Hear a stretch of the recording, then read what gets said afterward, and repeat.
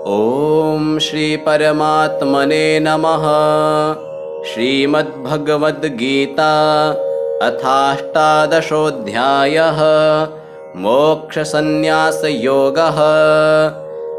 अर्जुन उवाच संन्यासस्य महाबाहो तत्त्वमिच्छामि वेदितुं त्यागस्य च हृषीकेश पृथक् केशिनिषूदन। श्रीभगवानुवाच काम्यानां कर्मणां न्यासं सन्न्यासं कवयो विदुः सर्वकर्मफलत्यागं प्राहुस्त्यागं विचक्षणाः। त्याज्यं दोषवदित्येके कर्म प्राहुर्मनीषिणः यज्ञदानतपः कर्म न त्याज्यमिति चापरे। निश्चयं शृणु मे तत्र त्यागे भरतसत्तमा। त्यागो हि पुरुषव्याघ्र त्रिविधः सम्प्रकीर्तितः यज्ञदानतपः कर्म न त्याज्यं कार्यमेव तत्। यज्ञोदानं तपश्चैव पावनानि मनीषिणाम् एतान्यपि तु कर्माणि सङ्गं त्यक्त्वा फलानि च कर्तव्यानीति मे पार्थ निश्चितं मतमुत्तमम्। नियतस्य तु सन्न्यासः कर्मणो नोपपद्यते मोहात् तस्य परित्यागस्तामसः परिकीर्तितः। दुःखमित्येव यत्कर्म कायक्लेशभयात् त्यजेत् स कृत्वा राजसं त्यागं नैव त्यागफलं लभेत्। कार्यमित्येव यत्कर्म नियतं क्रियतेऽर्जुन सङ्गं त्यक्त्वा फलं चैव स त्यागः सात्विको मतः।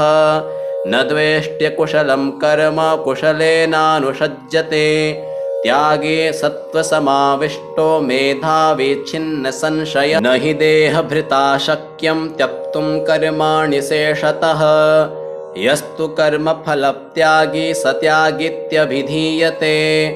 अनिष्टमिष्टं मिश्रं च त्रिविधं कर्मणः फलं भवत्यत्यागिनां प्रेत्य न तु सन्न्यासिनां क्वचित्।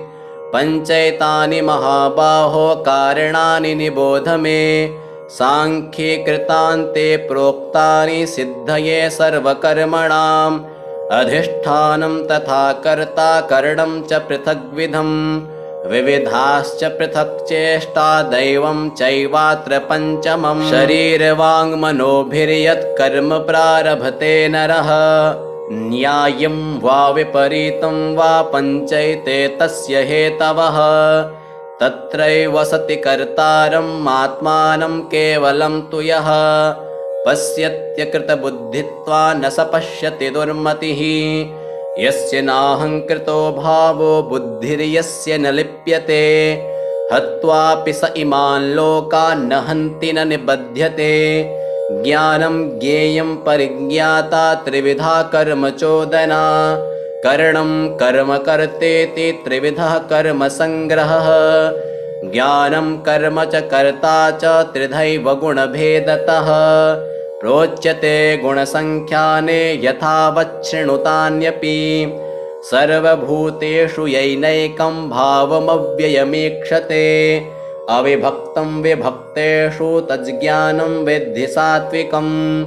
पृथक्त्वेन तु यज्ज्ञानं नानाभावान् पृथग्विधान् वेत्ति सर्वेषु भूतेषु तज्ज्ञानं विद्धि राजसम्। यत्तु कृष्णवदे कस्मिन् कार्ये सक्तमहैतुकम् अतत्त्वार्थवदल्पं च तत्तामसमुदाहृतं नियतं सङ्गरहितमरागद्वेषतः कृतम्। अफलप्रेप्सुना कर्म यत्तत्सात्विकमुच्यते।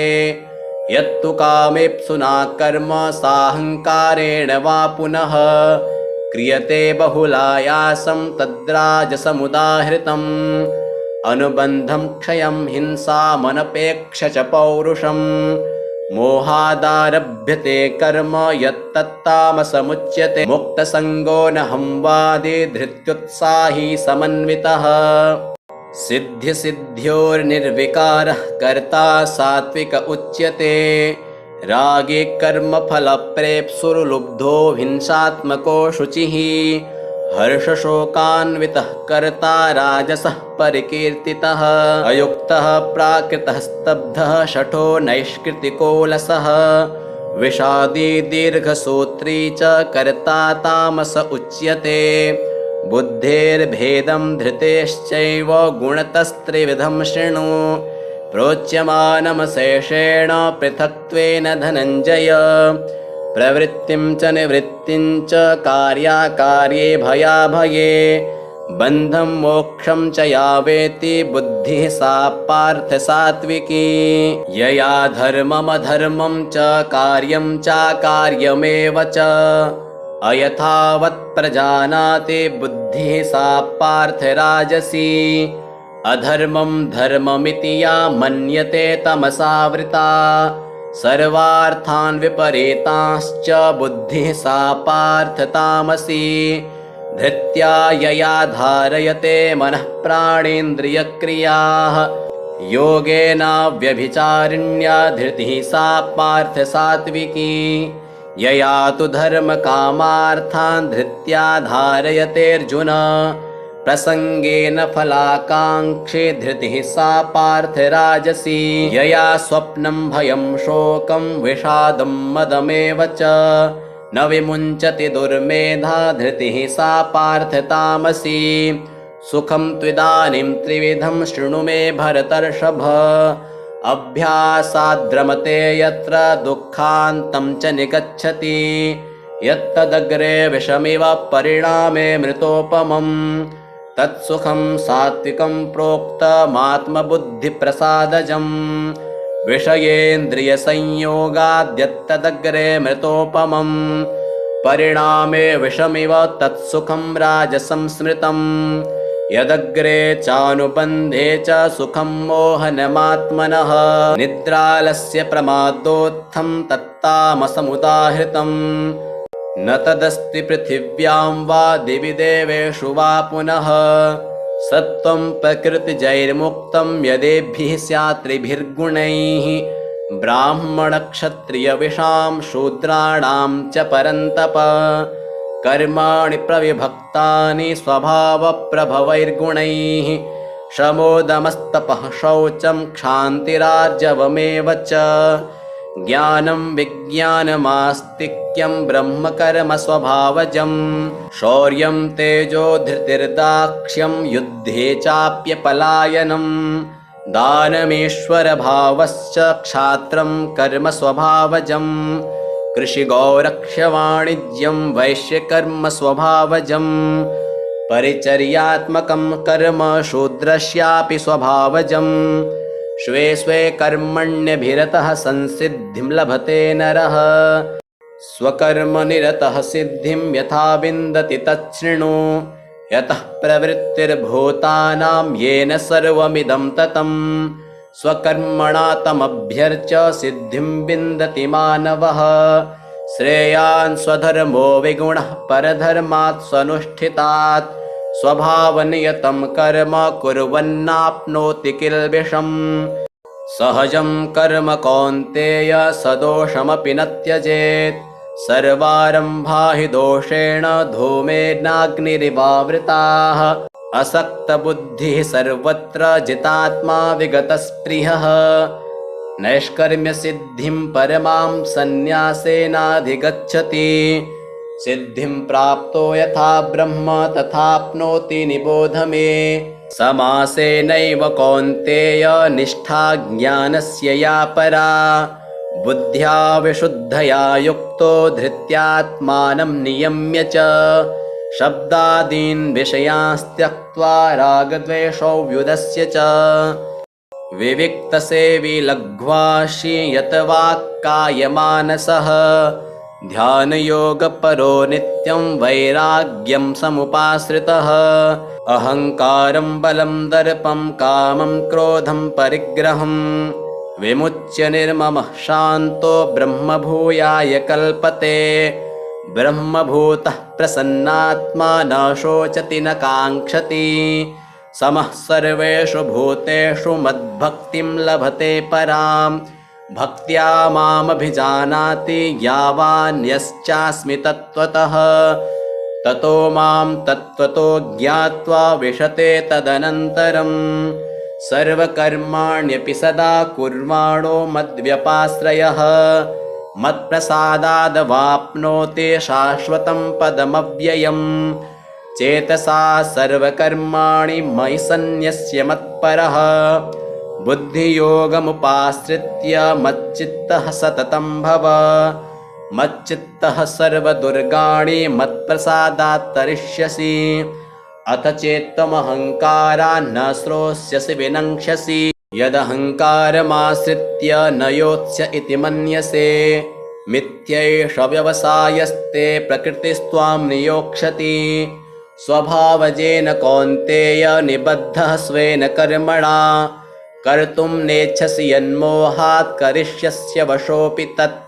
ईश्वरः सर्वभूतानां हृद्देशेऽर्जुन तिष्ठति भ्रामयन् सर्वभूतानि यन्त्रारूढानि मायया तमेव शरणं गच्छ सर्वभावेन भारत तत्प्रसादात् परां शान्तिं स्थानं प्राप्स्यसि शाश्वतम् इति ते ज्ञानमाख्यातं गुह्याद् गुह्यतरं मया विमृश्यैतदशेषेण यथेच्छसि तथा कुरु सर्वगुह्यतमं भूयः शृणु मे परमं वचः इष्टोऽसि मे दृढमिति ततो वक्ष्यामि ते हितं मन्मना भव मद्भक्तो मद्याजी मां नमस्कुरु मामे वैश्यसि सत्यं ते प्रतिजाने प्रियोऽसि मे सर्वधर्मान् परित्यज्य मामेकं शरणं व्रज अहं त्वां सर्वपापेभ्यो मोक्षयिष्यामि मा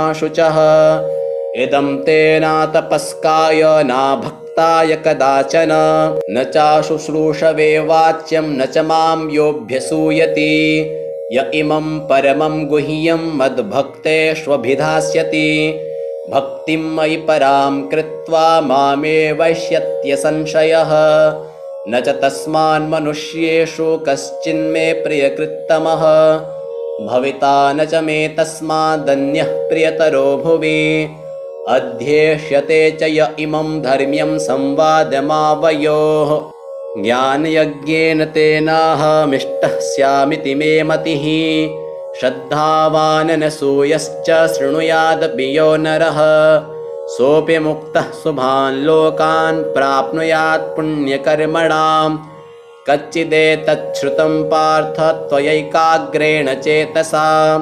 कच्चिदज्ञानसम्मोहः प्रनष्टस्ते धनञ्जय अर्जुन उवाच नष्टो मोहः स्मृतिर्लब्ध्वा त्वत्प्रसादान्मयाच्युत स्थितोऽस्मि गतसन्देहः करिष्ये वचनं तव सञ्जय उवाच इत्यहं वासुदेवस्य पार्थस्य च महात्मनः संवादमिममस्रौषमद्भुतं रोमहर्षणं व्यासप्रसादाच्छ्रुतवान्नेतद्गुह्यमहं परं योगं योगेश्वरात् कृष्णात् साक्षात् कथयतः स्वयं राजन् संस्मृत्य संवादमिममद्भुतं केशवार्जुनयोः पुण्यं हृष्यामि च मुहुर्मुहुः तच्च संस्मृत्य रूपमत्यद्भुतं हरेः विस्मयो मे महान् राजन् हृष्यामि च पुनः पुनः यत्र योगेश्वरः कृष्णो यत्र पार्थो धनुर्धरः तत्र श्रीर्विजयो भूतिर्ध्रुवा नीतिर्मतिर्मम यत्र योगेश्वरः कृष्णो यत्र पार्थो धनुर्धरः तत्र श्रीर्विजयो भूतिर्ध्रुवा नीतिर्मतिर्मम अर्जुन उवाच सन्न्यासस्य महाबाहो तत्त्वमिच्छामि वेदितुं त्यागस्य च हृषीकेश पृथक् केशिनिषूदन श्रीभगवानुवाच काम्यानां कर्मणां न्यासं सन्न्यासं कवयो विदुः सर्वकर्मफलत्यागं प्राहुस्त्यागं विचक्षणाः त्याज्यं दोषवदित्येके कर्म प्राहुर्मनीषिणः यज्ञदानतपः कर्म न त्याज्यमिति चापरे निश्चयं शृणु मे तत्र त्यागे भरतसत्तमा। त्यागो हि पुरुषव्याघ्र त्रिविधः सम्प्रकीर्तितः। यज्ञदानतपः कर्म न त्याज्यं कार्यमेव तत्। यज्ञो दानं तपश्चैव पावनानि मनीषिणाम्। एतान्यपि तु कर्माणि सङ्गं त्यक्त्वा फलानि च कर्तव्यानीति मे पार्थ निश्चितं मतमुत्तमम्। नियतस्य तु सन्न्यासः कर्मणो नोपपद्यते। मोहात्तस्य परित्यागस्तामसः परिकीर्तितः। दुःखमित्येव यत्कर्म कायक्लेशभयात् त्यजेत्। स कृत्वा राजसं त्यागं नैव त्यागफलं लभेत्। कार्यमित्येव यत्कर्म नियतं क्रियतेऽर्जुन। सङ्गं त्यक्त्वा फलं चैव स त्यागः सात्विको मतः। न द्वेष्ट्यकुशलं कर्म कुशलेनानुषज्यते। त्यागे सत्त्वसमाविष्टो मेधावी छिन्न संशय। न हि देहभृता शक्यं त्यक्तुं कर्माणि शेषतः। यस्तु कर्मफलत्यागी स त्यागीत्यभिधीयते। अनिष्टमिष्टं मिश्रं च त्रिविधं कर्मणः फलं। भवत्यत्यागिनां प्रेत्य न तु सन्न्यासिनां क्वचित्। पञ्चैतानि महाबाहो कारणानि निबोध मे। सांख्ये कृतान्ते प्रोक्तानि सिद्धये सर्वकर्मणाम्। अधिष्ठानं तथा कर्ता करणं च पृथग्विधम्। विविधाश्च पृथक् चेष्टा दैवं चैवात्र पञ्चमम्। शरीरवाङ्मनोभिर्यत्कर्म प्रारभते नरः। न्यायं वा विपरीतं वा पञ्चैते तस्य हेतवः। तत्रैव सति कर्तारम् आत्मानं केवलं तु यः। पश्यत्यकृतबुद्धित्वा न स पश्यति दुर्मतिः। यस्य नाहङ्कृतो भावो बुद्धिर्यस्य न लिप्यते। हत्वापि स इमान् लोकान् न हन्ति न निबध्यते। ज्ञानं ज्ञेयं परिज्ञाता त्रिविधा कर्म चोदना। करणं कर्म कर्तेति त्रिविधः कर्म संग्रहः। ज्ञानं कर्म च कर्ता च त्रिधैव गुणभेदतः। प्रोच्यते गुणसङ्ख्याने यथावच्छृणुतान्यपि। सर्वभूतेषु यैनैकं भावमव्ययमीक्षते। अविभक्तं विभक्तेषु तज्ज्ञानं विद्धि सात्विकम्। पृथक्त्वेन तु यज्ज्ञानं नानाभावान् पृथग्विधान्। वेत्ति सर्वेषु भूतेषु तज्ज्ञानं विद्धि राजसम्। यत्तु कृष्णवदे कस्मिन् कार्ये सक्तमहैतुकम्। अतत्त्वार्थवदल्पं च तत्तामसमुदाहृतम्। नियतं सङ्गरहितमरागद्वेषतः कृतम्। अफलप्रेप्सुना कर्म यत्तत्सात्विकमुच्यते। यत्तु कामेप्सुना कर्म साहङ्कारेण वा पुनः क्रियते बहुलायासं तद्राजसमुदाहृतम्। अनुबन्धं क्षयं हिंसामनपेक्ष च पौरुषम्। मोहादारभ्यते कर्म यत्तत्तामसमुच्यते। मुक्तसङ्गो न हंवादे धृत्युत्साही समन्वितः। सिद्ध्यसिद्ध्योर्निर्विकारः कर्ता सात्विक उच्यते। रागे कर्मफलप्रेप्सुर्लुब्धो हिंसात्मको शुचिः। हर्षशोकान्वितः कर्ता राजसः परिकीर्तितः। अयुक्तः प्राकृतः स्तब्धः शठो नैष्कृतिको लसः। विषादी दीर्घसूत्री च कर्ता तामस उच्यते। बुद्धेर्भेदं धृतेश्चैव गुणतस्त्रिविधं शृणु। प्रोच्यमानमशेषेण पृथक्त्वेन धनञ्जय। प्रवृत्तिं च निवृत्तिं च कार्याकार्ये भयाभये। बन्धं मोक्षं च या वेत्ति बुद्धिः सा पार्थ सात्विकी। यया धर्ममधर्मं च कार्यं चाकार्यमेव च अयथावत् प्रजानाति बुद्धिः सा पार्थ राजसी। अधर्मं धर्ममिति या मन्यते तमसावृता सर्वार्थान् विपरीतांश्च बुद्धिः सा पार्थ तामसी धृत्या यया धारयते मनः प्राणेन्द्रियक्रियाः योगेन व्यभिचारिण्या धृतिः सा पार्थ सात्विकी यया तु धर्मकामार्थान् धृत्या धारयतेऽर्जुन प्रसंगेन फलाकांक्षी धृतिः सा पार्थ राजसी यया स्वप्नं भयं शोकं विषादं मदमेव च न विमुञ्चति दुर्मेधा धृतिः सा पार्थ तामसी सुखं त्विदानीं त्रिविधं शृणु मे भरतर्षभ अभ्यासाद्रमते यत्र दुःखान्तं च निगच्छति यत्तदग्रे विषमिव परिणामे मृतोपमम् तत्सुखं सात्विकं प्रोक्तमात्मबुद्धिप्रसादजम् विषयेन्द्रियसंयोगाद्यत्तदग्रे मृतोपमम् परिणामे विषमिव तत्सुखं राजसं स्मृतम् यदग्रे चानुबन्धे च सुखं मोहनमात्मनः निद्रालस्य प्रमादोत्थं तत्तामसमुदाहृतम् न तदस्ति पृथिव्यां वा दिवि देवेषु वा पुनः सत्त्वं प्रकृतिजैर्मुक्तं यदेभिः स्यात् त्रिभिर्गुणैः ब्राह्मणक्षत्रियविषां शूद्राणां च परन्तप कर्माणि प्रविभक्तानि स्वभावप्रभवैर्गुणैः शमोदमस्तपः शौचं क्षान्तिरार्जवमेव च ज्ञानं विज्ञानमास्तिक्यं ब्रह्मकर्म स्वभावजं शौर्यं तेजो धृतिर्दाक्ष्यं युद्धे चाप्यपलायनं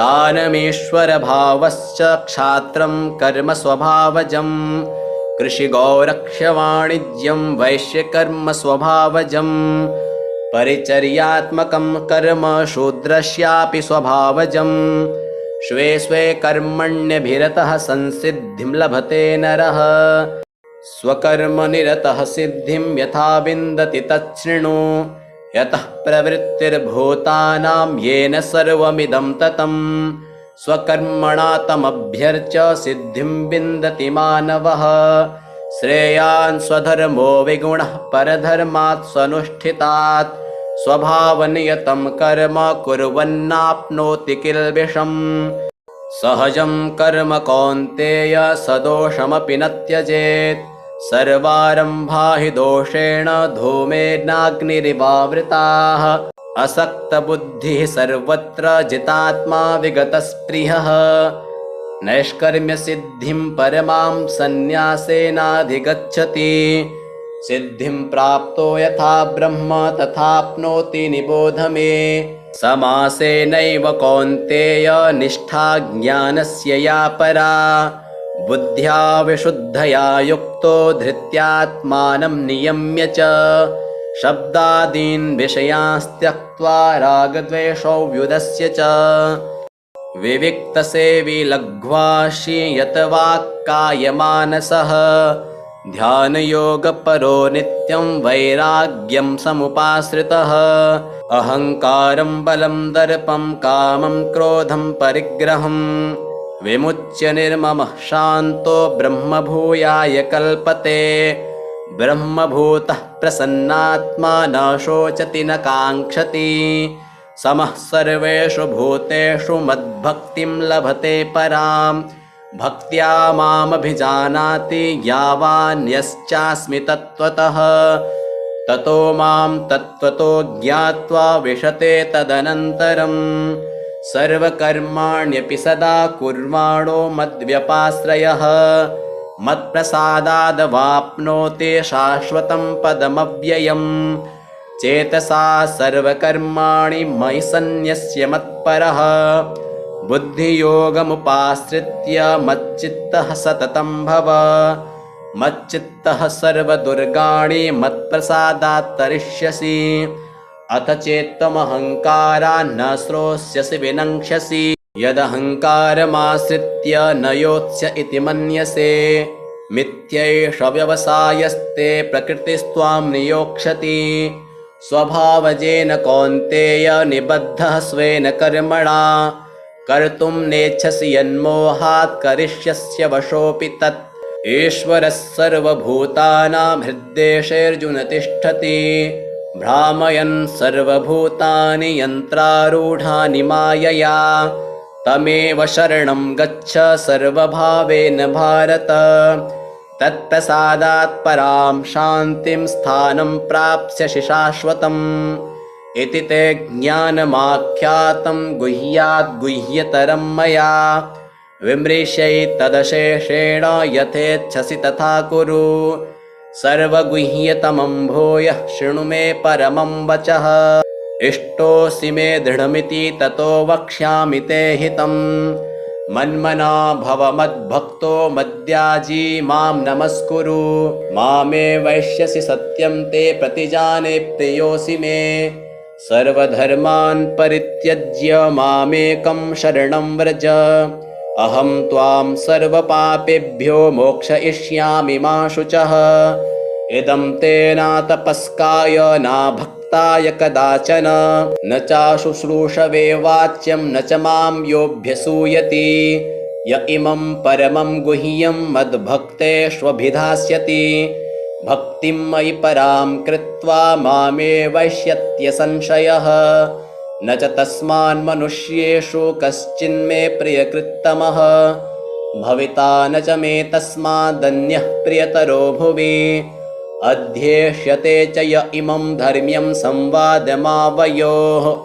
ज्ञानयज्ञेन तेनाहमिष्टः स्यामिति मे मतिः।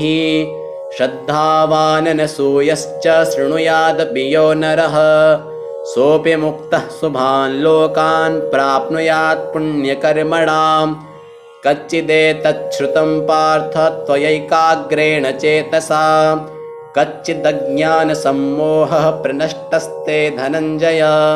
अर्जुन उवाच नष्टो मोहः स्मृतिर्लब्ध्वा त्वत्प्रसादान्मयाच्युत। स्थितोऽस्मि गतसन्देहः करिष्ये वचनं तव। सञ्जय उवाच इत्यहं वासुदेवस्य पार्थस्य च महात्मनः संवादमिममस्रौषमद्भुतं रोमहर्षणं। व्यासप्रसादाच्छ्रुतवान्नेतद्गुह्यमहं परं। योगं योगेश्वरात् कृष्णात् साक्षात् कथयतः स्वयं। राजन् संस्मृत्य संस्मृत्य संवादमिममद्भुतं। केशवार्जुनयोः पुण्यं हृष्यामि च मुहुर्मुहुः। तच्च संस्मृत्य संस्मृत्य रूपमत्यद्भुतं हरेः। विस्मयो मे महान् राजन् हृष्यामि च पुनः पुनः। यत्र योगेश्वरः कृष्णो यत्र पार्थो धनुर्धरः। तत्र श्रीर्विजयो भूतिर्ध्रुवा नीतिर्मतिर्मम। यत्र योगेश्वरः कृष्णो यत्र पार्थो धनुर्धरः। तत्र श्रीर्विजयो भूतिर्ध्रुवा नीतिर्मतिर्मम। अर्जुन उवाच सन्न्यासस्य महाबाहो तत्त्वमिच्छामि वेदितुं। त्यागस्य च हृषीकेश पृथक् केशिनिषूदन। श्रीभगवानुवाच काम्यानां कर्मणां न्यासं सन्न्यासं कवयो विदुः। सर्वकर्मफलत्यागं प्राहुस्त्यागं विचक्षणाः। त्याज्यं दोषवदित्येके कर्म प्राहुर्मनीषिणः। यज्ञदानतपः कर्म न त्याज्यमिति चापरे। निश्चयं शृणु मे तत्र त्यागे भरतसत्तमा। त्यागो हि पुरुषव्याघ्र त्रिविधः सम्प्रकीर्तितः। यज्ञदानतपः कर्म न त्याज्यं कार्यमेव तत्। यज्ञो दानं तपश्चैव पावनानि मनीषिणाम्। एतान्यपि तु कर्माणि सङ्गं त्यक्त्वा फलानि च कर्तव्यानीति मे पार्थ निश्चितं मतमुत्तमम्। नियतस्य तु सन्न्यासः कर्मणो नोपपद्यते। मोहात्तस्य परित्यागस्तामसः परिकीर्तितः। दुःखमित्येव यत्कर्म कायक्लेशभयात् त्यजेत्। स कृत्वा राजसं त्यागं नैव त्यागफलं लभेत्। कार्यमित्येव यत्कर्म नियतं क्रियतेऽर्जुन संगं त्यक्त्वा फलं चैव सत्यागः सात्विको मतः न द्वेष्ट्य कुशलं कर्म कुशलेनानुषज्यते त्यागे सत्त्वसमाविष्टो मेधावी छिन्न संशय न हि देहभृता शक्यं त्यक्तुं कर्माणि शेषतः यस्तु कर्मफलत्यागी सत्यागीत्यभिधीयते अनिष्टमिष्टं मिश्रं च त्रिविधं कर्मणः फलं भवत्यत्यागिनां प्रेत्य न तु सन्न्यासिनां क्वचित् पञ्चैतानि महाबाहो कारणानि निबोध मे सांख्ये कृतान्ते प्रोक्तानि सिद्धये सर्वकर्मणाम् अधिष्ठानं तथा कर्ता करणं च पृथग्विधं विविधाश्च पृथक् चेष्टा दैवं चैवात्र पञ्चमम् शरीरवाङ्मनोभिर्यत् कर्म प्रारभते नरः न्यायं वा विपरीतं वा पञ्चैते तस्य हेतवः तत्रैव सति कर्तारम् आत्मानं केवलं तु यः पश्यत्यकृतबुद्धित्वा न स पश्यति दुर्मतिः यस्य नाहङ्कृतो भावो बुद्धिर्यस्य न लिप्यते हत्वापि स इमान् लोकान् न हन्ति न निबध्यते ज्ञानं ज्ञेयं परिज्ञाता त्रिविधा कर्म चोदना करणं कर्म कर्तेति त्रिविधः कर्म संग्रहः ज्ञानं कर्म च कर्ता च त्रिधैव गुणभेदतः प्रोच्यते गुणसंख्याने यथावच्छृणुतान्यपि सर्वभूतेषु यैनैकं भावमव्ययमीक्षते अविभक्तं विभक्तेषु तज्ज्ञानं विद्धि सात्विकं पृथक्त्वेन तु यज्ज्ञानं नानाभावान् पृथग्विधान् वेत्ति सर्वेषु भूतेषु तज्ज्ञानं विद्धि राजसं यत्तु कृष्णवदे कस्मिन् कार्ये सक्तमहैतुकम् अतत्त्वार्थवदल्पं च तत्तामसमुदाहृतं नियतं सङ्गरहितमरागद्वेषतः कृतम् अफलप्रेप्सुना कर्म यत्तत्सात्विकमुच्यते यत्तु कामेप्सुना कर्म साहङ्कारेण वा पुनः क्रियते बहुलायासं तद्राजसमुदाहृतम् अनुबन्धं क्षयं हिंसामनपेक्ष च पौरुषं मोहादारभ्यते कर्म यत्तत्तामसमुच्यते मुक्तसङ्गो न हंवादे धृत्युत्साही समन्वितः सिद्ध्यसिद्ध्योर्निर्विकारः कर्ता सात्विक उच्यते रागे कर्मफलप्रेप्सुर्लुब्धो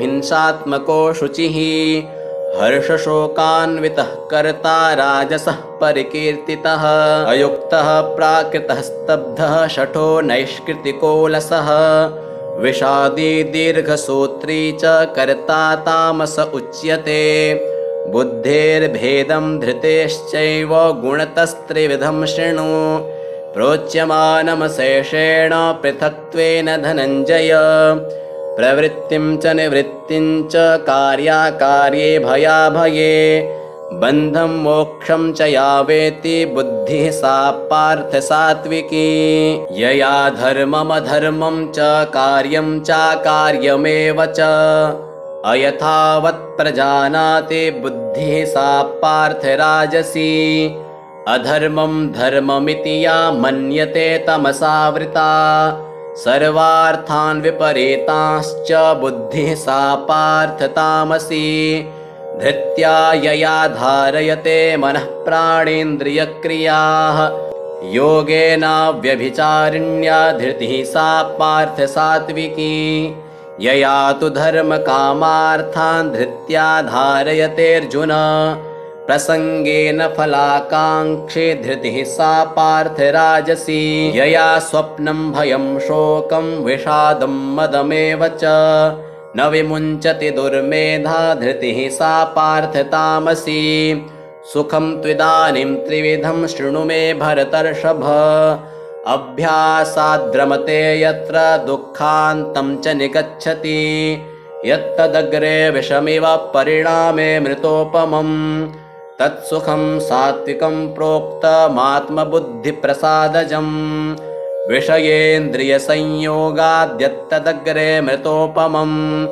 परिणामे विषमिव तत्सुखं राजसं स्मृतम् यदग्रे चानुबन्धे च सुखं मोहनमात्मनः निद्रालस्य प्रमादोत्थं तत्तामसमुदाहृतम् न तदस्ति पृथिव्यां वा दिवि देवेषु वा पुनः सत्त्वं प्रकृतिजैर्मुक्तं यदेभिः स्यात् त्रिभिर्गुणैः ब्राह्मणक्षत्रियविषां शूद्राणां च परन्तप कर्माणि प्रविभक्तानि स्वभावप्रभवैर्गुणैः शमोदमस्तपः शौचं क्षान्तिरार्जवमेव च ज्ञानं विज्ञानमास्तिक्यं ब्रह्मकर्म स्वभावजं शौर्यं तेजो धृतिर्दाक्ष्यं युद्धे चाप्यपलायनं दानमीश्वरभावश्च क्षात्रं कर्म स्वभावजं कृषिगौरक्ष्यवाणिज्यं वैश्यकर्म स्वभावजं परिचर्यात्मकं कर्म शूद्रस्यापि स्वभावजं स्वे स्वे कर्मण्यभिरतः संसिद्धिं लभते नरः स्वकर्मनिरतः सिद्धिं यथा विन्दति तच्छृणु यतः प्रवृत्तिर्भूतानां येन सर्वमिदं ततं स्वकर्मणा तमभ्यर्च्य सिद्धिं विन्दति मानवः श्रेयान् स्वधर्मो विगुणः परधर्मात् स्वनुष्ठितात् स्वभावनियतं कर्म कुर्वन्नाप्नोति किल्बिषम् सहजं कर्म कौन्तेय सदोषमपि न त्यजेत् सर्वारम्भा हि दोषेण धूमेनाग्निरिवावृताः असक्तबुद्धिः सर्वत्र जितात्मा विगतस्पृहः नैष्कर्म्यसिद्धिं परमां सन्न्यासेनाधिगच्छति सिद्धिं प्राप्तो यथा ब्रह्म तथाप्नोति निबोध मे समासेनैव कौन्तेय निष्ठा ज्ञानस्य या परा बुद्ध्या विशुद्धया युक्तो धृत्यात्मानं नियम्य च शब्दादीन् विषयांस्त्यक्त्वा रागद्वेषौ व्युदस्य च विविक्तसेवी लघ्वाशी यतवाक्कायमानसः ध्यानयोगपरो नित्यं वैराग्यं समुपाश्रितः अहङ्कारं बलं दर्पं कामं क्रोधं परिग्रहं विमुच्य निर्ममः शान्तो ब्रह्मभूयाय कल्पते ब्रह्मभूतः प्रसन्नात्मा न शोचति न काङ्क्षति समः सर्वेषु भूतेषु मद्भक्तिं लभते पराम् भक्त्या मामभिजानाति यावान्यश्चास्मि तत्त्वतः ततो मां तत्त्वतो ज्ञात्वा विशते तदनन्तरं सर्वकर्माण्यपि सदा कुर्वाणो मद्व्यपाश्रयः मत्प्रसादादवाप्नोति शाश्वतं पदमव्ययम् चेतसा सर्वकर्माणि मयि सन्न्यस्य मत्परः बुद्धियोगमुपाश्रित्य मच्चित्तः सततं भव मच्चित्तः सर्वदुर्गाणि मत्प्रसादात् तरिष्यसि अथ चेत्त्वमहङ्कारान् न श्रोष्यसि विनङ्क्ष्यसि यदहङ्कारमाश्रित्य न योत्स्य इति मन्यसे मिथ्यैष व्यवसायस्ते प्रकृतिस्त्वां नियोक्ष्यति स्वभावजेन कौन्तेय निबद्धः स्वेन कर्मणा कर्तुं नेच्छसि यन्मोहात् करिष्यस्य वशोऽपि तत् ईश्वरः सर्वभूतानां हृद्देशेऽर्जुन तिष्ठति भ्रामयन् सर्वभूतानि यन्त्रारूढानि मायया तमेव शरणं गच्छ सर्वभावेन भारत तत्प्रसादात् परां शान्तिं स्थानं प्राप्स्यसि शाश्वतम् इति ते ज्ञानमाख्यातं गुह्याद् गुह्यतरं मया विमृश्यैतदशेषेण यथेच्छसि तथा कुरु सर्वगुह्यतमं भूयः शृणु मे परमं वचः इष्टोऽसि मे दृढमिति ततो वक्ष्यामि ते हितं मन्मना भव मद्भक्तो मद्याजी मां नमस्कुरु मामे वैश्यसि सत्यं ते प्रतिजाने प्रियोऽसि मे सर्वधर्मान् परित्यज्य मामेकं शरणं व्रज अहं त्वां सर्वपापेभ्यो मोक्षयिष्यामि मा शुचः इदं ते न तपस्काय न भक्ताय कदाचन न चाशुश्रूषवे वाच्यं न च मां योऽभ्यसूयति य इमं परमं गुह्यं मद्भक्तेष्वभिधास्यति भक्तिं मयि परां कृत्वा मामेवैष्यत्य संशयः न च तस्मान्मनुष्येषु कश्चिन्मे प्रियकृत्तमः भविता न च मे तस्मादन्यः प्रियतरो भुवि अध्येष्यते च य इमं धर्म्यं संवादमावयोः ज्ञानयज्ञेन तेनाहमिष्टः स्यामिति मे मतिः श्रद्धावाननसूयश्च शृणुयादपि यो नरः सोऽपि मुक्तः शुभान् लोकान् प्राप्नुयात् पुण्यकर्मणां कच्चिदेतच्छ्रुतं पार्थ त्वयैकाग्रेण चेतसा कच्चिदज्ञानसम्मोहः प्रनष्टस्ते धनञ्जय अर्जुन उवाच नष्टो मोहः स्मृतिर्लब्ध्वा त्वत्प्रसादान्मयाच्युत स्थितोऽस्मि गतसन्देहः करिष्ये वचनं तव सञ्जय उवाच इत्यहं वासुदेवस्य पार्थस्य च महात्मनः संवादमिममस्रौषमद्भुतं रोमहर्षणं व्यासप्रसादाच्छ्रुतवान्नेतद्गुह्यमहं परं योगं योगेश्वरात् कृष्णात् साक्षात् कथयतः स्वयं राजन् संस्मृत्य संवादमिममद्भुतं केशवार्जुनयोः पुण्यं हृष्यामि च मुहुर्मुहुः तच्च संस्मृत्य रूपमत्यद्भुतं हरेः विस्मयो मे महान् राजन् हृष्यामि च पुनः पुनः यत्र योगेश्वरः कृष्णो यत्र पार्थो धनुर्धरः तत्र श्रीर्विजयो भूतिर्ध्रुवा नीतिर्मतिर्मम यत्र योगेश्वरः कृष्णो यत्र पार्थो धनुर्धरः तत्र श्रीर्विजयो भूतिर्ध्रुवा नीतिर्मतिर्मम अर्जुन उवाच सन्न्यासस्य महाबाहो तत्त्वमिच्छामि वेदितुं त्यागस्य च हृषीकेश पृथक् केशिनिषूदन श्रीभगवानुवाच काम्यानां कर्मणां न्यासं सन्न्यासं कवयो विदुः सर्वकर्मफलत्यागं प्राहुस्त्यागं विचक्षणाः त्याज्यं दोषवदित्येके कर्म प्राहुर्मनीषिणः यज्ञदानतपः कर्म न त्याज्यमिति चापरे निश्चयं शृणु मे तत्र त्यागे भरतसत्तमा त्यागो हि पुरुषव्याघ्र त्रिविधः सम्प्रकीर्तितः यज्ञदानतपः कर्म न त्याज्यं कार्यमेव तत् यज्ञो दानं तपश्चैव पावनानि मनीषिणाम् एतान्यपि तु कर्माणि सङ्गं त्यक्त्वा फलानि च कर्तव्यानीति मे पार्थ निश्चितं मतमुत्तमम् नियतस्य तु सन्न्यासः कर्मणो नोपपद्यते मोहात्तस्य परित्यागस्तामसः परिकीर्तितः दुःखमित्येव यत्कर्म कायक्लेशभयात् त्यजेत् स कृत्वा राजसं त्यागं नैव त्यागफलं लभेत् कार्यमित्येव यत्कर्म नियतं क्रियतेऽर्जुन सङ्गं त्यक्त्वा फलं चैव स त्यागः सात्विको मतः न द्वेष्ट्यकुशलं कर्म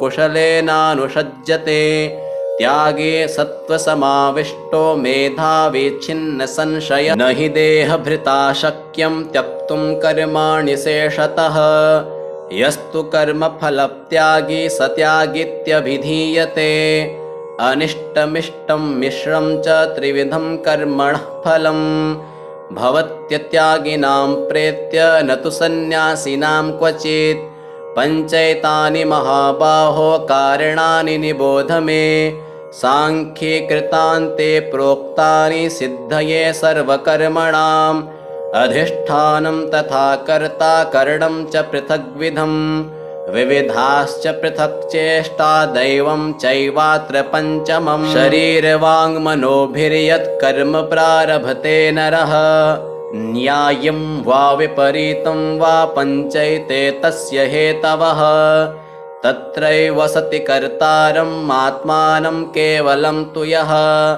पश्यत्यकृतबुद्धित्वा न स पश्यति दुर्मतिः यस्य नाहङ्कृतो भावो बुद्धिर्यस्य न लिप्यते हत्वापि स इमान् लोकान् न हन्ति न निबध्यते ज्ञानं ज्ञेयं परिज्ञाता त्रिविधा कर्म चोदना करणं कर्म कर्तेति त्रिविधः कर्म संग्रहः ज्ञानं कर्म च कर्ता च त्रिधैव गुणभेदतः प्रोच्यते गुणसंख्याने यथावच्छृणुतान्यपि सर्वभूतेषु यैनैकं भावमव्ययमीक्षते अविभक्तं विभक्तेषु तज्ज्ञानं विद्धि सात्विकम् पृथक्त्वेन तु यज्ज्ञानं नानाभावान् पृथग्विधान् वेत्ति सर्वेषु भूतेषु तज्ज्ञानं विद्धि राजसम् यत्तु कृष्णवदेकस्मिन् कार्ये सक्तमहैतुकम् अतत्त्वार्थवदल्पं च तत्तामसमुदाहृतम् नियतं सङ्गरहितमरागद्वेषतः कृतम् अफलप्रेप्सुना कर्म यत्तत्सात्विकमुच्यते यत्तु कामेप्सुना कर्म साहङ्कारेण वा पुनः क्रियते बहुलायासं तद्राजसमुदाहृतम् अनुबन्धं क्षयं हिंसामनपेक्ष च पौरुषम् मोहादारभ्यते कर्म यत्तत्तामसमुच्यते मुक्तसङ्गो न हंवादे धृत्युत्साही समन्वितः सिद्ध्यसिद्ध्योर्निर्विकारः कर्ता सात्विक उच्यते रागे कर्मफलप्रेप्सुर्लुब्धो हिंसात्मको शुचिः हर्षशोकान्वितः कर्ता राजसः परिकीर्तितः अयुक्तः प्राकृतः स्तब्धः शठो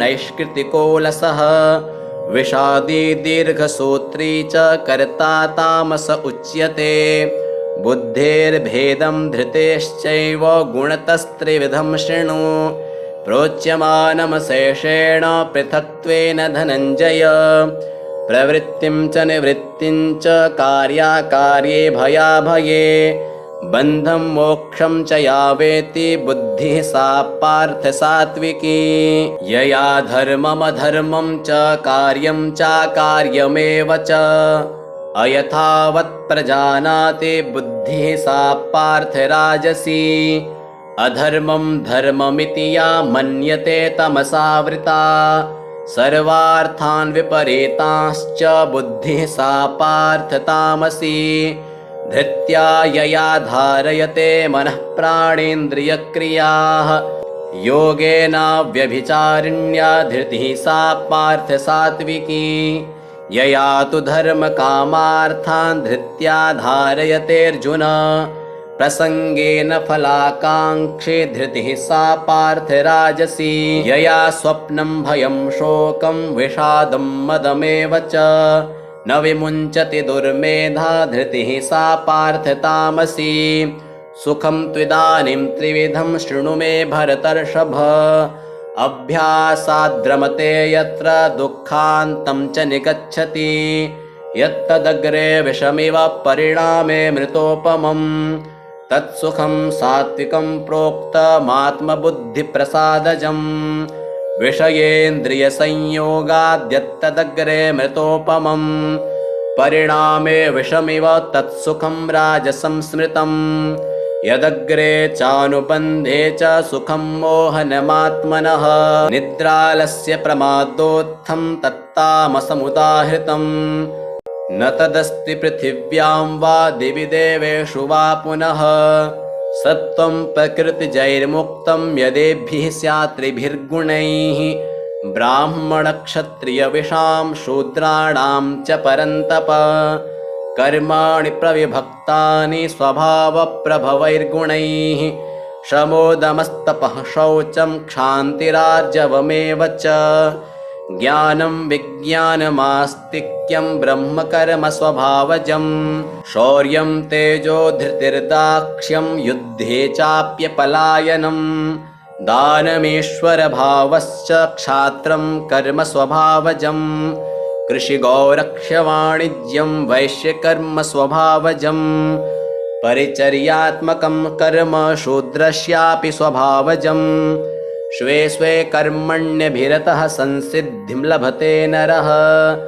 स्वकर्मनिरतः सिद्धिं यथा विन्दति तच्छृणु यतः प्रवृत्तिर्भूतानां येन सर्वमिदं ततं स्वकर्मणा तमभ्यर्च्य सिद्धिं विन्दति मानवः श्रेयान् स्वधर्मो विगुणः परधर्मात् स्वनुष्ठितात् स्वभावनियतं कर्म कुर्वन्नाप्नोति किल्बिषम् सहजं कर्म कौन्तेय सदोषमपि न त्यजेत् सर्वारम्भा हि दोषेण धूमेनाग्निरिवावृताः असक्तबुद्धिः सर्वत्र जितात्मा विगतस्पृहः नैष्कर्म्यसिद्धिं परमां सन्न्यासेनाधिगच्छति सिद्धिं प्राप्तो यथा ब्रह्म तथाप्नोति निबोध मे समासेनैव कौन्तेय निष्ठा ज्ञानस्य या परा बुद्ध्या विशुद्धया युक्तो धृत्यात्मानं नियम्य च शब्दादीन् विषयांस्त्यक्त्वा रागद्वेषौ व्युदस्य च विविक्तसेवी लघ्वाशी यतवाक्कायमानसः ध्यानयोगपरो नित्यं वैराग्यं समुपाश्रितः अहङ्कारं बलं दर्पं कामं क्रोधं परिग्रहं विमुच्य निर्ममः शान्तो ब्रह्मभूयाय कल्पते ब्रह्मभूतः प्रसन्नात्मा न शोचति न काङ्क्षति समः सर्वेषु भूतेषु मद्भक्तिं लभते पराम् भक्त्या मामभिजानाति यावान्यश्चास्मि तत्त्वतः ततो मां तत्त्वतो ज्ञात्वा विशते तदनन्तरम् सर्वकर्माण्यपि सदा कुर्वाणो मद्व्यपाश्रयः मत्प्रसादादवाप्नोति शाश्वतं पदमव्ययम् चेतसा सर्वकर्माणि मयि सन्न्यस्य मत्परः बुद्धियोगमुपाश्रित्य मच्चित्तः सततं भव मच्चित्तः सर्वदुर्गाणि मत्प्रसादात् तरिष्यसि अथ चेत्त्वमहङ्कारान् न श्रोष्यसि विनङ्क्ष्यसि यदहङ्कारमाश्रित्य न योत्स्य इति मन्यसे मिथ्यैष व्यवसायस्ते प्रकृतिस्त्वां नियोक्ष्यति स्वभावजेन कौन्तेय निबद्धः स्वेन कर्मणा कर्तुं नेच्छसि यन्मोहात् करिष्यस्य वशोऽपि तत् ईश्वरः सर्वभूतानां हृद्देशेऽर्जुन तिष्ठति भ्रामयन् सर्वभूतानि यन्त्रारूढानि मायया तमेव शरणं गच्छ सर्वभावेन भारत तत्प्रसादात् परां शान्तिं स्थानं प्राप्स्यसि शाश्वतम् इति ते ज्ञानमाख्यातं गुह्याद् गुह्यतरं मया विमृश्यैतदशेषेण यथेच्छसि तथा कुरु सर्वगुह्यतमं भूयः शृणु मे परमं वचः इष्टोऽसि मे दृढमिति ततो वक्ष्यामि ते हितम् मन्मना भव मद्भक्तो मद्याजी मां नमस्कुरु मामे वैश्यसि सत्यं ते प्रतिजाने प्रियोऽसि मे सर्वधर्मान् परित्यज्य मामेकं शरणं व्रज अहं त्वां सर्वपापेभ्यो मोक्षयिष्यामि मा शुचः इदं ते न तपस्काय न भक्ताय कदाचन न चाशुश्रूषवे वाच्यं न च मां योऽभ्यसूयति य इमं परमं गुह्यं मद्भक्तेष्वभिधास्यति भक्तिं मयि परां कृत्वा मामे वैष्यत्यसंशयः न च तस्मान्मनुष्येषु कश्चिन्मे प्रियकृत्तमः भविता न च मे तस्मादन्यः प्रियतरो भुवि अध्येष्यते च य इमं धर्म्यं संवादमावयोः ज्ञानयज्ञेन तेनाहमिष्टः स्यामिति मे मतिः श्रद्धावाननसूयश्च शृणुयादपि यो नरः सोऽपि मुक्तः शुभान् लोकान् प्राप्नुयात् पुण्यकर्मणाम् कच्चिदेतच्छ्रुतं पार्थ त्वयैकाग्रेण चेतसा कच्चिदज्ञानसम्मोहः प्रनष्टस्ते धनञ्जय।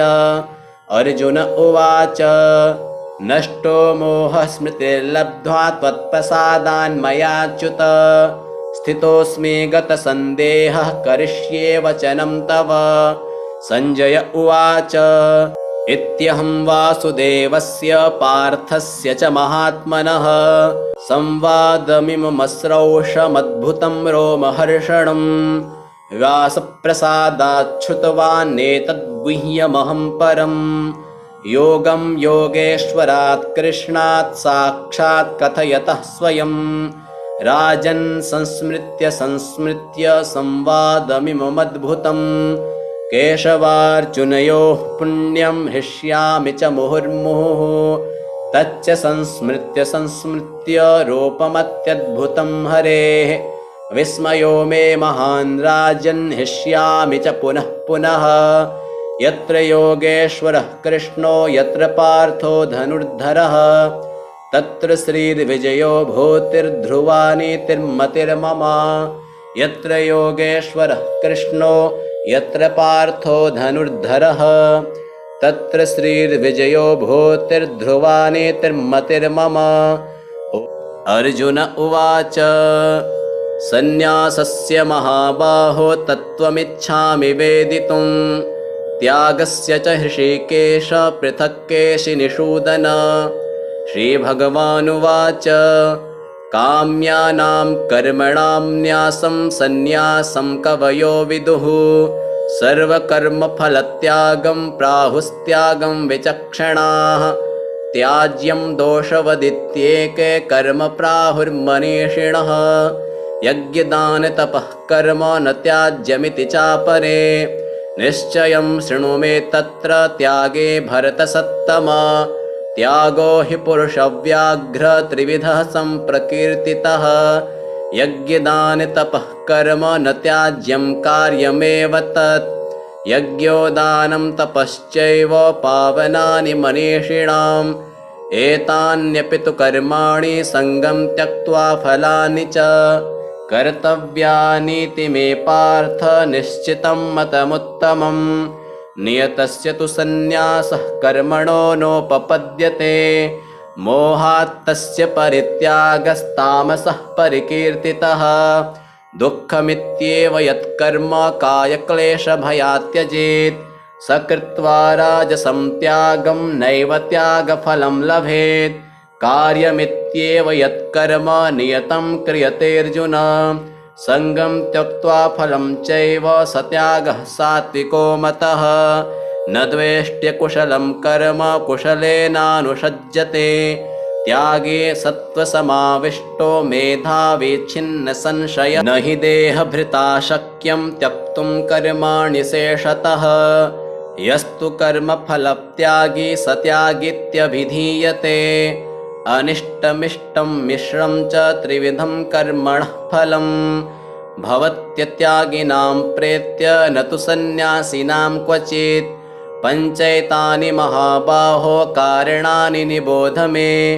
सांख्ये कृतान्ते प्रोक्तानि सिद्धये सर्वकर्मणाम् अधिष्ठानं तथा कर्ता करणं च पृथग्विधम् विविधाश्च पृथक् चेष्टा दैवं चैवात्र पञ्चमम् शरीरवाङ्मनोभिर्यत् कर्म प्रारभते नरः न्यायं वा विपरीतं वा पञ्चैते तस्य हेतवः तत्रैव सति कर्तारम् आत्मानं केवलं तु यः पश्यत्यकृतबुद्धित्वा न स पश्यति दुर्मतिः यस्य नाहङ्कृतो भावो बुद्धिर्यस्य न लिप्यते हत्वापि स इमान् लोकान् न हन्ति न निबध्यते ज्ञानं ज्ञेयं परिज्ञाता त्रिविधा कर्म चोदना करणं कर्म कर्तेति त्रिविधः कर्म संग्रहः ज्ञानं कर्म च कर्ता च त्रिधैव गुणभेदतः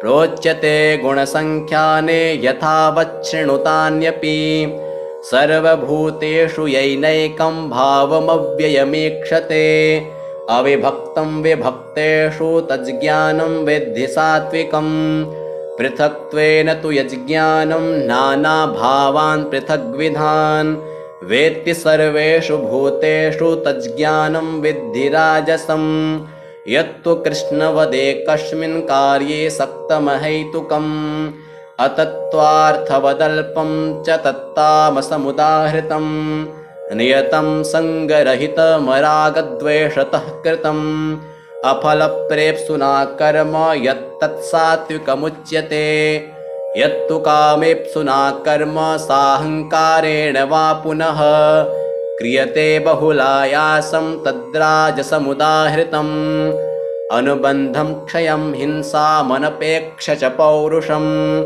मोहादारभ्यते कर्म यत्तत्तामसमुच्यते मुक्तसङ्गो नहं वादे धृत्युत्साही समन्वितः सिद्ध्यसिद्ध्योर्निर्विकारः कर्ता सात्विक उच्यते रागे कर्मफलप्रेप्सुर्लुब्धो हिंसात्मको शुचिः हर्षशोकान्वितः कर्ता राजसः परिकीर्तितः अयुक्तः प्राकृतः स्तब्धः शठो नैष्कृतिकोलसः विषादी दीर्घसूत्री च कर्ता तामस उच्यते बुद्धेर्भेदं धृतेश्चैव गुणतस्त्रिविधं शृणु प्रोच्यमानमशेषेण पृथक्त्वेन धनञ्जय प्रवृत्तिं च निवृत्तिं च कार्याकार्ये भयाभये बन्धं मोक्षं च यावेति बुद्धिः सा पार्थ सात्विकी यया धर्ममधर्मं च कार्यं चाकार्यमेव च अयथावत् प्रजानाति बुद्धिः सा पार्थ राजसी अधर्मं धर्ममिति या मन्यते तमसावृता सर्वार्थान् विपरीतांश्च बुद्धिः सा पार्थ तामसी धृत्या यया धारयते मनः प्राणेन्द्रियक्रियाः योगेनाव्यभिचारिण्या धृतिः सा पार्थ सात्विकी यया तु धर्मकामार्थान् धृत्या धारयतेऽर्जुन प्रसंगेन फलाकाङ्क्षे धृतिः सा पार्थ राजसी यया स्वप्नं भयं शोकं विषादं मदमेव च न विमुञ्चति दुर्मेधा धृतिः सा पार्थ तामसी सुखं त्विदानीं त्रिविधं शृणु मे भरतर्षभ अभ्यासाद्रमते यत्र दुःखान्तं च निगच्छति यत्तदग्रे विषमिव परिणामे मृतोपमम् तत्सुखं सात्विकं प्रोक्तमात्मबुद्धिप्रसादजम् विषयेन्द्रियसंयोगाद्यत्तदग्रे मृतोपमम् परिणामे विषमिव तत्सुखं राजसं स्मृतम् यदग्रे चानुबन्धे च सुखं मोहनमात्मनः निद्रालस्य प्रमादोत्थं तत्तामसमुदाहृतम् न तदस्ति पृथिव्यां वा दिवि देवेषु वा पुनः सत्त्वं प्रकृतिजैर्मुक्तं यदेभिः स्यात् त्रिभिर्गुणैः ब्राह्मणक्षत्रियविषां शूद्राणां च परन्तप कर्माणि प्रविभक्तानि स्वभावप्रभवैर्गुणैः शमोदमस्तपः शौचं क्षान्तिरार्जवमेव च ज्ञानं विज्ञानमास्तिक्यं ब्रह्मकर्म स्वभावजं शौर्यं तेजो धृतिर्दाक्ष्यं युद्धे चाप्यपलायनं दानमीश्वरभावश्च क्षात्रं कर्म स्वभावजं कृषिगौरक्ष्यवाणिज्यं वैश्यकर्म स्वभावजं परिचर्यात्मकं कर्म शूद्रस्यापि स्वभावजं स्वे स्वे कर्मण्यभिरतः संसिद्धिं लभते नरः स्वकर्मनिरतः सिद्धिं यथा विन्दति तच्छृणु यतः प्रवृत्तिर्भूतानां येन सर्वमिदं ततं स्वकर्मणा तमभ्यर्च्य सिद्धिं विन्दति मानवः श्रेयान् स्वधर्मो विगुणः परधर्मात् स्वनुष्ठितात् स्वभावनियतं कर्म कुर्वन्नाप्नोति किल्बिषम् सहजं कर्म कौन्तेय सदोषमपि न त्यजेत् सर्वारम्भा हि दोषेण धूमेनाग्निरिवावृताः असक्तबुद्धिः सर्वत्र जितात्मा विगतस्पृहः नैष्कर्म्यसिद्धिं परमां सन्न्यासेनाधिगच्छति सिद्धिं प्राप्तो यथा ब्रह्म तथाप्नोति निबोध मे समासेनैव कौन्तेय निष्ठा ज्ञानस्य या परा बुद्ध्या विशुद्धया युक्तो धृत्यात्मानं नियम्य च शब्दादीन् विषयांस्त्यक्त्वा रागद्वेषौ व्युदस्य च विविक्तसेवी लघ्वाशी यतवाक्कायमानसः ध्यानयोगपरो नित्यं वैराग्यं समुपाश्रितः अहङ्कारं बलं दर्पं कामं क्रोधं परिग्रहं विमुच्य निर्ममः शान्तो ब्रह्मभूयाय कल्पते ब्रह्मभूतः प्रसन्नात्मा न शोचति न काङ्क्षति समः सर्वेषु भूतेषु मद्भक्तिं लभते पराम् भक्त्या मामभिजानाति यावान्यश्चास्मि तत्त्वतः ततो मां तत्त्वतो ज्ञात्वा विशते तदनन्तरम् सर्वकर्माण्यपि सदा कुर्वाणो मद्व्यपाश्रयः मत्प्रसादादवाप्नोति शाश्वतं पदमव्ययम् चेतसा सर्वकर्माणि मयि सन्न्यस्य मत्परः बुद्धियोगमुपाश्रित्य मच्चित्तः सततं भव मच्चित्तः सर्वदुर्गाणि मत्प्रसादात् तरिष्यसि अथ चेत्त्वमहङ्कारान् न श्रोष्यसि विनङ्क्ष्यसि यदहङ्कारमाश्रित्य न योत्स्य इति मन्यसे मिथ्यैष व्यवसायस्ते प्रकृतिस्त्वां नियोक्ष्यति स्वभावजेन कौन्तेय निबद्धः स्वेन कर्मणा कर्तुं नेच्छसि यन्मोहात् करिष्यस्य वशोऽपि तत् ईश्वरः सर्वभूतानां हृद्देशेऽर्जुन तिष्ठति भ्रामयन् सर्वभूतानि यन्त्रारूढानि मायया तमेव शरणं गच्छ सर्वभावेन भारत तत्प्रसादात् परां शान्तिं स्थानं प्राप्स्यसि शाश्वतम् इति ते ज्ञानमाख्यातं गुह्याद् गुह्यतरं मया विमृश्यैतदशेषेण यथेच्छसि तथा कुरु सर्वगुह्यतमं भूयः शृणु मे परमं वचः इष्टोऽसि मे दृढमिति ततो वक्ष्यामि ते हितम् मन्मना भव मद्भक्तो मद्याजी मां नमस्कुरु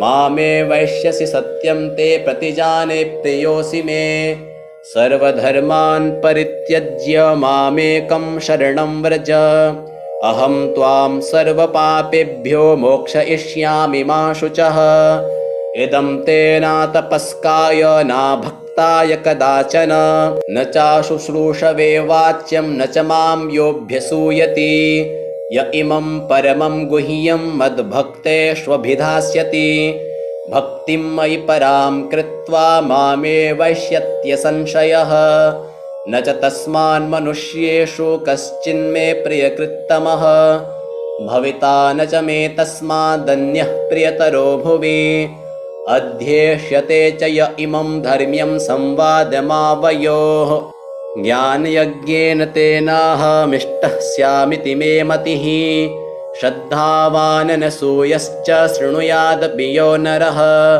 सोऽपि मुक्तः शुभान् लोकान् प्राप्नुयात् पुण्यकर्मणाम् कच्चिदेतच्छ्रुतं पार्थ त्वयैकाग्रेण चेतसा कच्चिदज्ञानसम्मोहः प्रनष्टस्ते धनञ्जय अर्जुन उवाच नष्टो मोहः स्मृतिर्लब्ध्वा त्वत्प्रसादान्मयाच्युत स्थितोऽस्मि गतसन्देहः करिष्ये वचनं तव सञ्जय उवाच इत्यहं वासुदेवस्य पार्थस्य च महात्मनः संवादमिममस्रौषमद्भुतं रोमहर्षणम् व्यासप्रसादाच्छ्रुतवान्नेतद्गुह्यमहं परम् योगं योगेश्वरात् कृष्णात् साक्षात् कथयतः स्वयं राजन् संस्मृत्य संस्मृत्य संवादमिममद्भुतम् केशवार्जुनयोः पुण्यं हृष्यामि च मुहुर्मुहुः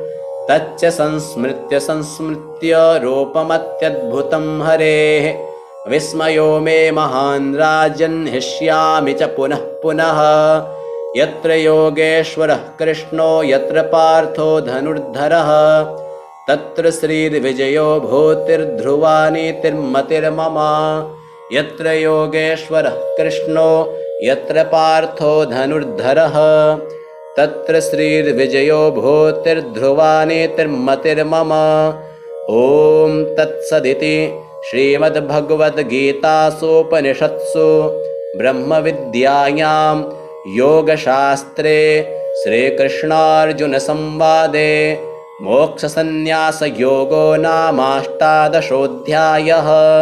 हरिः ॐ तत्सत्। हरिः ॐ तत्सत्। हरिः ॐ तत्सत्। गीता माता की जय।